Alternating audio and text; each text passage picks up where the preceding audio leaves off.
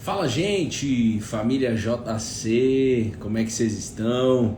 Serão todos muito bem-vindos, muito bem-vindas e mais uma live devocional, mais um momento aqui de devoção, onde nós buscamos juntos a presença de Deus, através da palavra dele. Eu estava no meu tempo aqui de qualidade com Jesus e aí eu demorei um pouquinho para começar aqui ao vivo, tá? Mas vai chegando todo mundo aí, Tati DBO, Sayonara, Silvinha, Kênia, Gislaine, você que está aí ao vivo, no gravado, perdão, Bárbara Luz, escreve aí, eu estou no gravado, deixa eu te ver aí. Ângelo Coelho, Simone Treinadora, vai chegando todo mundo, vocês estão ouvindo bem? Simone, tem alguém aí pela primeira vez? Já chega chegando, disparando esse dedinho no coração pro Instagram, avisar que a gente está ao vivo. Renata.Laine, Wilka, Simone, 5991, Lu Garrido, Priscila Cássio. Vai chegando aí. E abram suas Bíblias, por favor. No livro de Salmos 127, versículo 1 a 3. Salmos 127, versículo 1 a 3. Deixa eu só mudar aqui o instrumental. Graças a Deus. Vocês estão bem? Como é que vocês estão? Como é que vocês estão? Gente, essa semana não tem aconselhamento, viu, Tati? Essa semana não vai ter aconselhamento. Não vou conseguir atender vocês essa semana. Eu vou estar numa missão aqui do Cola na Videira. E aí eu não vou conseguir, tá? Então essa semana não tem aconselhamento individual na sexta-feira. Mas na próxima certamente terá. Em nome de Jesus.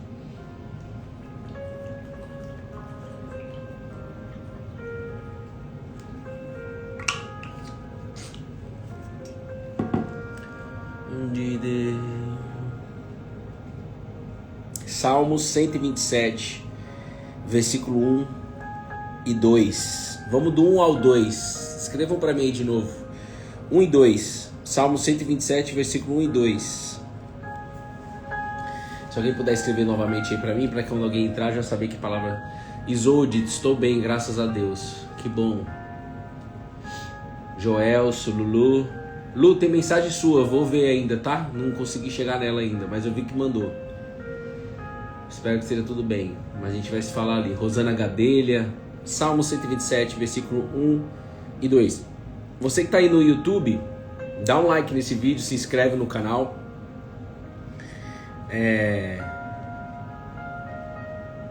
Para que a gente possa ir juntos levar a palavra. Graças a Deus. Vamos orar? Jesus, muito obrigado por mais um momento aqui de devocional. Nós te amamos, Jesus, e queremos ser transformados por ti neste dia. Eu peço em teu nome, Jesus, que o Senhor use a minha boca aqui, não me deixando falar pela minha carne, apenas pelo seu Santo Espírito, pela tua misericórdia, graça, para que cada pessoa saia daqui direcionada pelo Senhor. Cada pessoa que está ao vivo, cada pessoa que está no gravado, existe almas aqui, Senhor, que o Senhor trouxe. Eu creio como uma criança. Ninguém chega aqui no Cola na Videira aleatório. O Pai mandou chamar. Então, por favor, Jesus, seja quem está ao vivo, seja quem está no gravado, fale com essa pessoa, ainda que haja resistência no mundo espiritual, ainda que haja resistência no mundo emocional dessa pessoa, ainda que haja distração, por favor, interrompe isso. Faça essa pessoa ver aquilo que é necessário ver. Amém. Amém. Anote uma coisa, anote isso, você que está com papel e caneta, anote isso. Essa fé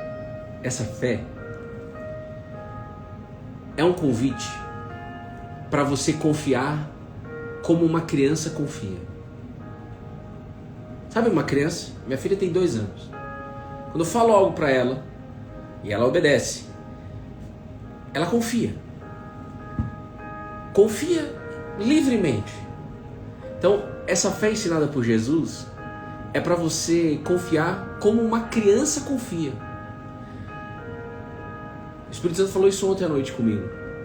Mas é para entender como um adulto entende. Então, eu fiquei meditando nisso, conversando com Jesus. A confiança que ele espera de mim é como de uma criança. Mas o entendimento é como de um adulto. Um adulto racional. Então o entendimento ele é maduro. E a confiança é como a confiança de uma criança. E a cada dia que você andar com Jesus, você vai experimentar isso. Mas precisa andar com ele. Foi assim com os discípulos que se transformaram em apóstolos. Foi assim com milhões de pessoas até aqui. E tem sido com a minha vida, com a vida da minha esposa. Tem sido com a vida de muitos aqui. Você que é novo por aqui no Cola na Videira, esse é o convite. Que você aprenda a confiar como uma criança confia. E que você possa ter o entendimento de um adulto maduro. Maduro. Amém? Certo? Então vamos ler Salmo 127, versículo 1 e 2. Diz assim a palavra de Deus. Não é a palavra do Bruno, é a palavra de Deus. Diz assim: se o Senhor não constrói a casa, o trabalho dos construtores é vão. Se o Senhor não protege a cidade, de nada adianta guardá-la com sentinelas, com guardas. Escute isso, é inútil. Olha lá, ó, tá escrito. É inútil trabalhar tanto, desde a madrugada até tarde da noite. É inútil. E se preocupar em conseguir o alimento, pois Deus cuida de seus amados enquanto dormem. Eu preciso dizer mais alguma coisa aqui, mas eu vou ler de novo para você entender. São duas partes que nós vamos hoje. Duas partes. Vamos começar pela primeira parte, pela segunda parte. Depois a gente vai para a primeira. A primeira parte é o versículo 1 e a segunda parte é o versículo 2. No versículo 2, a Bíblia de Deus, a palavra de Deus está dizendo para nós: ô Bruno, ô Jussara, Juju Correale, ô Tati DBO, Augusta, Juliana, Ana, Poli, é inútil trabalhar tanto, desde a madrugada até tarde da noite. Não é para trabalhar, não é porque não é para trabalhar, hein? Tem que trabalhar duro, forte. Mas é inútil trabalhar desde a madrugada até tarde da noite, como se fosse, eu começo a trabalhar às 4 horas da manhã e vou até 11 horas da noite. Você vai morrer em algum momento. Um dia ou outro, uma exceção, amém. Mas se isso for uma prática, esquece. É inútil, Deus está dizendo. Essa palavra me ajuda tanto. E muitas vezes, quando a gente vê uma dificuldade, quando a gente vê um desafio na área profissional, a gente pensa que tem que trabalhar das 4 da manhã às 11 da noite. Eu vou dizer para você, e eu confesso aqui, a minha carne, ela sempre é tentada a isso. A tentação já foi bem maior, hoje ela é bem menor, mas ela ainda existe e ainda é um ponto de atenção. Aqui é um momento da fé madura. Mas a confiança precisa ser como uma criança confia. Do contrário, você vai querer o controle. Então, só que o que leva a gente a trabalhar tantas horas, o que leva a gente a isso? Muitas coisas. Muitos motivos faz a gente ser assim. Não só o motivo da necessidade, mas às vezes a necessidade ela é muito maior, inconsciente. É a necessidade de ser visto, a necessidade de ser aprovado, a necessidade de autoafirmação, a necessidade de ser aceito, a necessidade carnal da natureza humana. Eu aprendi que tinha que trabalhar muitas horas para ser diferente do meu pai. Foi assim que eu aprendi. E você? Perceba aí agora. A nossa geração tem ficado doente por vários motivos, e um dos motivos é esse. Eu tenho uma pessoa muito próxima a minha que perdeu o marido, uma esposa que perdeu o marido, por conta disso. Horas e horas e horas e horas e horas e horas e não cuidou da saúde. Morreu. Viúva. É muito forte isso. Mas a gente sempre pensa que vai acontecer com o outro e nunca com a gente. É ou não é? Então a palavra de Deus está falando isso para nós. Algo tão atual. Isso aqui foi escrito há mais de 2000 anos. Mas é algo atual. Olha como a Bíblia é poderosa. Olha o Wilka falando, eu fiz muito isso.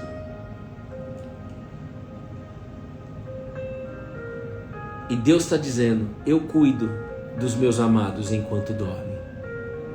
Aqui a gente precisa, então, primeiro eu preciso ter um entendimento racional, maduro. E segundo, eu preciso confiar como uma criança confia. Como uma criança que confia no pai, eu preciso confiar que Deus cuida dos seus amados enquanto dorme. Bruno, chegou o grande dia hoje, vou cumprir meu chamado hoje. Glória a Deus, minha amiga. Que Jesus te acompanhe, te guie, te direcione. Que seja o primeiro de muitos. Em nome de Jesus.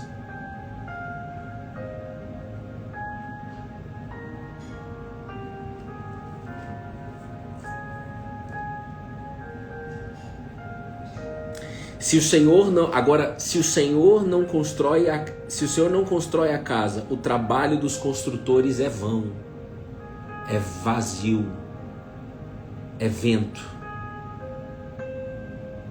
Quando a Bíblia diz, se o Senhor não constrói a casa, o trabalho dos construtores é vão, e quando ela diz, se o Senhor não protege a cidade, de nada adianta guardá-la com sentinela, Deus está dizendo para nós, vocês podem fazer o que for aí, trabalhar quantas horas for, fazer o melhor que vocês podem, fazer o que for, se eu não estiver presente, tudo isso é vão. Aqui é a presença de Deus. A presença de Deus no seu trabalho. A presença de Deus no seu trabalho. Mas a presença mesmo, não é eu falar assim, ah não, Deus cuida. Não, é a presença dele no trabalho. A presença dele. Onde a gente passa mais tempo. Então vamos supor, você trabalha 8 horas por dia. Deus de fato está presente no seu trabalho? Você tem que dizer isso, não para mim, é para Ele. Não é para mim. Você chama a presença dele para o seu trabalho ou você trabalha apenas? O que nós aprendemos? Trabalhar, porque é a nossa responsabilidade. Mas a gente não pergunta, a gente não clama, a gente não chama, a gente não ora antes de começar o trabalho, a gente não chama ele no meio de uma dificuldade. A gente não aprendeu a isso, por isso que a gente fala, a fé se aprende, porque nós não aprendemos a fazer isso. E se Deus escolheu essa palavra, é porque Ele sabe quem são as pessoas que estão aqui ao vivo, Ele sabe quem são as pessoas que estão no gravado. Sem a presença de Deus, não há sucesso algum. Ainda que você tenha um aparente sucesso, se a presença de Deus não está ali, não é sucesso. Por quê? Porque sucesso, na visão de Deus, é eterno. E esse sucesso que você construiu aí, talvez, ele é temporário. Ele termina, ele passa. Então, pode estar indo tudo bem no seu trabalho, ou pode estar indo tudo mal no seu trabalho. O segredo não está no indo tudo bem, nem tudo mal. O segredo está na presença.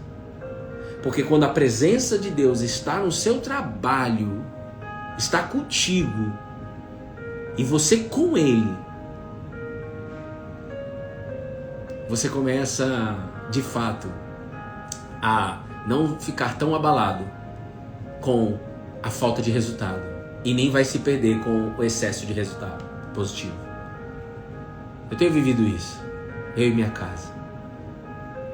E você, tem vivido isso? O convite é que você viva. Então, por exemplo, preste bem atenção. Jesus vai até a casa de duas irmãs, Marta e Maria. Você já conhece essa história. Maria se assenta aos pés de Jesus para ouvir o ensino. Marta ficou ocupada com muitos serviços para servir Jesus. E aí ela andava preocupada e inquieta. Jesus ensina nessa situação de que Marta, Marta, você se preocupa com muitas coisas, apenas uma é necessária. A sua irmã escolheu a boa parte. Perfeito. Essa passagem bíblica é maravilhosa. Ali era uma preparação para algo que elas iriam viver e elas não sabiam. Deus não chama você para saber o futuro. Deus chama você para andar com Ele que já conhece o seu futuro. Mas Ele não chama você para saber o seu futuro. Deus abomina isso e forças do mal conhece também, tem poderes para saber o futuro. Então cuidado para onde você vai querendo saber o futuro. O que vai ser do meu ano? Conta para mim aí, adivinha aí. Aí a adivinhadora vai lá, o adivinhador vai lá e fala, ó, vai acontecer isso, isso, isso na tua vida. E de fato você vê que acontece. Pois é, mas Deus Deus abomina isso.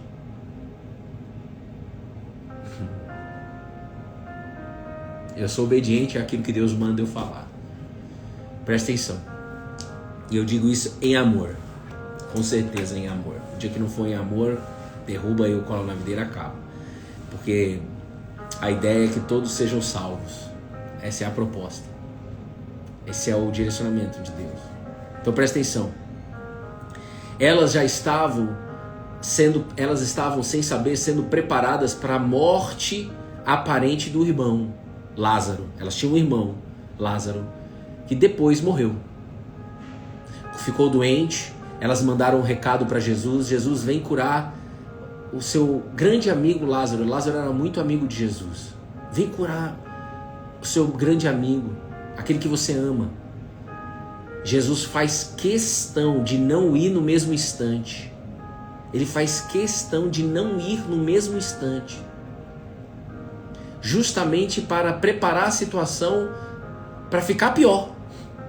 Na vista humana, que era o quê? Sair da doença e ir para a morte. E quando Jesus chega até a aldeia de Betânia, ali onde Lázaro estava doente, Lázaro já estava morto, à vista humana. 4 dias enterrado. 4 dias enterrado. Qual é a primeira coisa que Marta faz? Vai cobrar Jesus.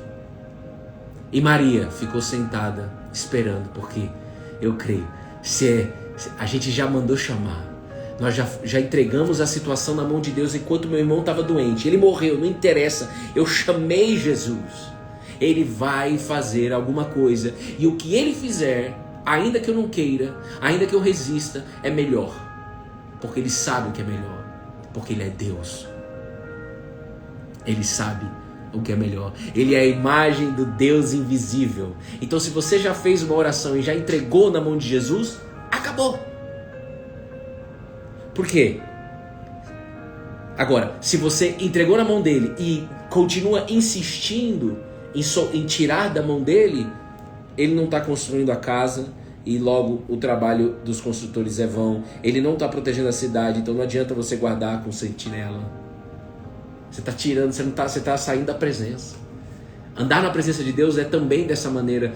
Você já entregou essa situação na mão de Deus? Não tem o que você fazer? Não tem. Entregou? Então aguarda. Agora o convite é aprenda a esperar. Essa fé nos ensina a esperar. O pai da fé, considerado o pai da fé, Abraão, ele teve que esperar. Ele teve que crer, mesmo quando não tinha motivos para crer. Ele teve que manter a esperança em Deus, mesmo não tendo motivo nenhum para ter esperança. Paulo vai dizer isso em Romanos capítulo 4. Abraão mesmo não... eu vou ler para você aqui. Eu vou ler para você saber que não sai da minha boca. Aqui, mesmo quando não havia motivo para ter esperança, Abraão a manteve, crendo que se tornaria pai de muitas nações. Então, Marta e Maria mandou o recado para Jesus. Jesus estava fisicamente em outra cidade. Vem curar Lázaro, está doente. Jesus não vai no primeiro instante. A vista humana está atrasado, a vista humana não tem como. Maria ficou na fé. Marta, sua irmã, primeira coisa que ela faz, vai cobrar Jesus. Se você tivesse aqui, meu irmão não teria morrido. É natural ela ter aquela reação. Por quê? Porque ela não aprendeu quando Jesus entrou na casa dela. Então às vezes essa situação sua, que você está vivendo agora, essa semana, tirou você do eixo. Porque quando você teve a oportunidade de aprender, você não aprendeu. E você que tá, mas agora você pode aprender. E você que tá com uma situação tudo bem, você está aprendendo para na hora que vier uma situação para te tirar do eixo, você não vai sair do eixo. Por quê? Porque você está aprendendo como é que você deve caminhar com Jesus. Confiando como uma criança confia. E entendendo como um adulto entende.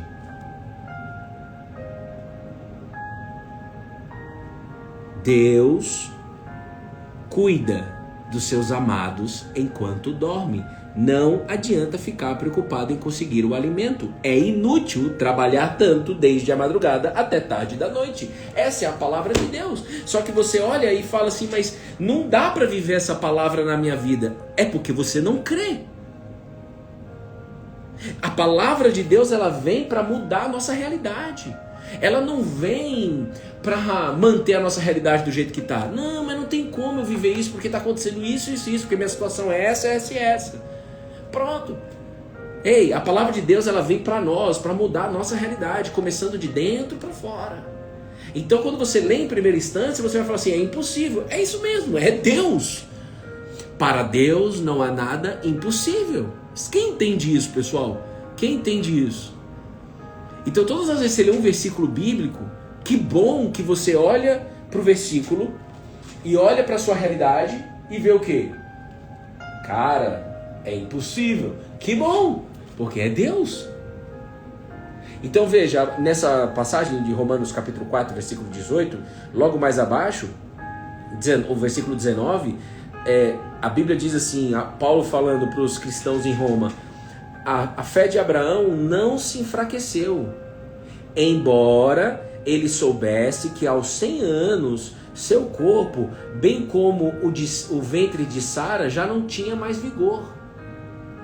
Então, a fé não enfraqueceu, embora eu já tenho 100 anos de idade, embora a minha esposa nem poder ter filho, ela pode. Ela é estéril. E também já tem idade avançada. Mas a fé de Abraão não enfraqueceu. E a minha oração é que a sua fé não enfraqueça. Que você saia daqui desse devocional fortalecido, fortalecida. Que você saia daqui confiando como uma criança confia. Deus me trouxe aqui para isso. Para orar por você. Para que você possa ter os olhos abertos. Você homem, você mulher, para que você tenha os olhos abertos para a fé. Os olhos abertos para uma fé em uma pessoa. Jesus Cristo, o autor e consumador da nossa fé. Nosso advogado diante de Deus. Aquele que perdoa os nossos pecados. Eu quero te dizer uma coisa. Não há presença de Deus aonde há a prática do pecado. Se você continuar praticando esse pecado aí, não há a presença de Deus. Não há. Mas você pode se arrepender agora dos seus pecados. E aí a presença de Deus entra abundantemente na tua vida. Porque Ele vem para uma vida abundante. Ele é Deus.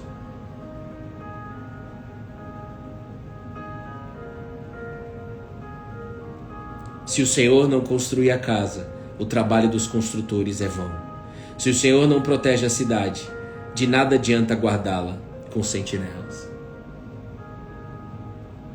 Abraão não enfraqueceu na fé, mesmo tendo todos os motivos para enfraquecer. Porque ele creu. Olha quanto o crer é muito forte. Olha o quanto o crer é muito mais do que uma religião, é muito mais do que um credo, é muito mais do que um sistema, é muito mais. O crer é uma obra de Deus, cara. O crer, eu creio que é só Deus para fazer isso em você e em mim. Então pede para Ele. Seja que nem aquele pai que chega para Jesus e pede a cura do filho. Jesus cura o filho, mas depois de curar o filho, ele chega para Jesus e fala: Jesus, me ajuda na minha falta de fé. Me ajuda a crer. Me ajuda a tirar as minhas dúvidas, porque eu quero crer. O crer é uma obra divina, irmão. só Deus para fazer um ser humano crer. Eu creio. Você crê? O crer é confiar como uma criança confia e entender como um adulto entende. Um entendimento maduro.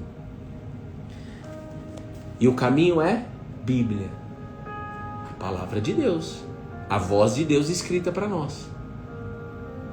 A Bíblia não é, quando a gente fala da presença, Bruno, mas o pecado ainda me consome. Escute, a Bíblia quando nos ensina que quando a gente peca, a partir de agora você não está pecando contra você mesmo, você está pecando contra Jesus.